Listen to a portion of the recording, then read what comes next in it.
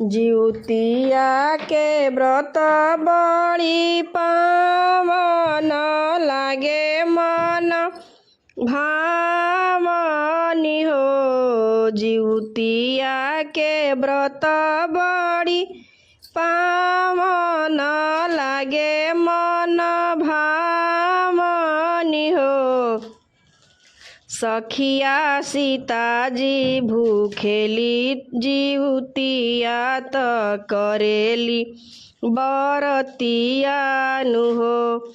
सखिया सीताजी भूखेली जिउतिया त करेली बरतिया नु हो। वन में से निकले वन तपसी त सीताजी से पूछेली हो। वन में से निकले वन तपसी त सीताजी से पूछेली हो।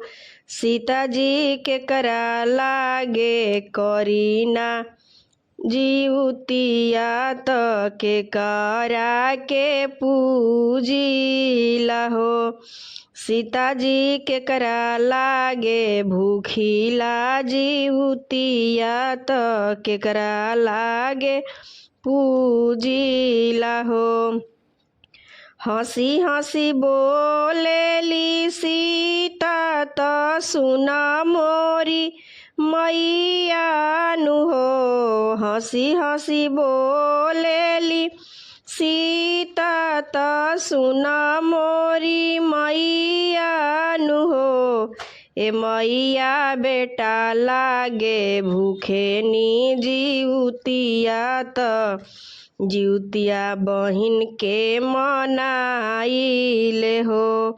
ए मैया बेटी लागे भूखे नी जिउतिया त जिउतिया माई के पूजिले हो।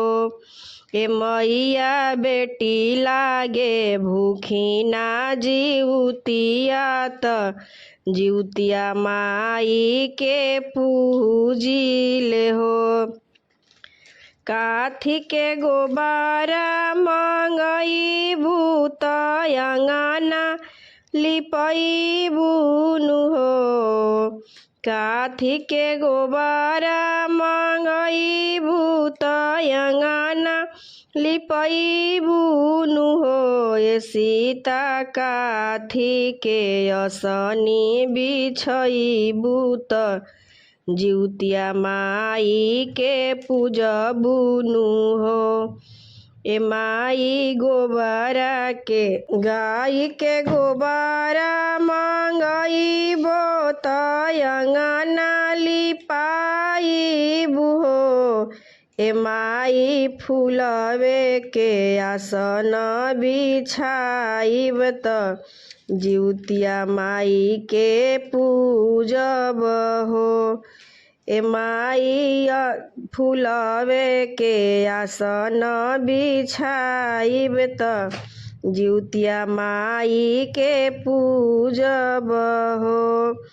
अजर अमर रखी है लालनावा के लमहर उमिरिया दी है हो। माई अचारा से लगा के रखी है लालनावा के दुखावा बलैया हरी है हो।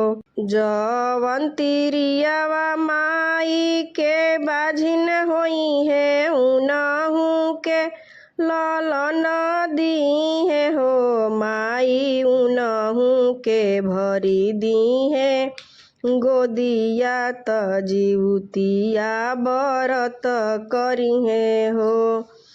जिउतिया बरत बड़ी पावन लागे मन भावन हो।